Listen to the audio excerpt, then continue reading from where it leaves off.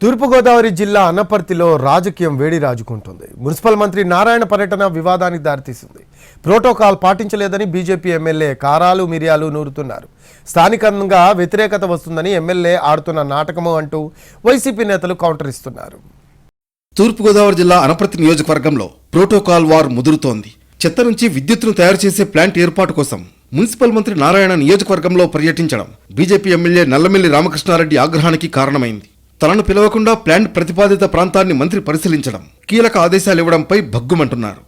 కాకినాడ రాజమండ్రి మధ్య waste to energy plant ఏర్పాటు కోసం అనపర్తి నియోజకవర్గంలోని బలభద్రపురం, కాపవరం ప్రాంతాన్ని ఇటీవల మంత్రి నారాయణ పరిశీలించారు.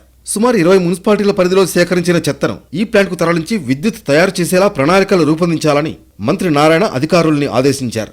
మంత్రి రాకపై స్థానిక ప్రజాప్రతినిధులకు కనీస సమాచారం ఇవ్వకపోవడంపై అధికారులపై బీజేపీ ఎమ్మెల్యే రామకృష్ణారెడ్డి మండిపడ్డారు.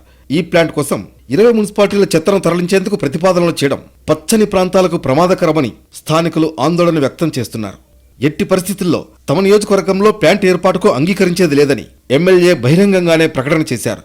చెత్తతో ట్రక్కులు తిరిగితే తమ గ్రామాలు తీవ్రంగా దెబ్బతింటాయని, అవసరమైతే ఈ వ్యవహారాన్ని సీఎం చంద్రబాబు దగ్గరకు తీసుకువెళ్లేందుకు సిద్ధమన్నారు. మరోవైపు ఈ వ్యవహారంపై వైసీపీ నేతలు స్పందించారు. తన నియోజకవర్గానికి మంత్రి రావడం స్థానిక ఎమ్మెల్యేకు తెలియకుండా ఎలా ఉంటుందని నిలదీస్తున్నారు.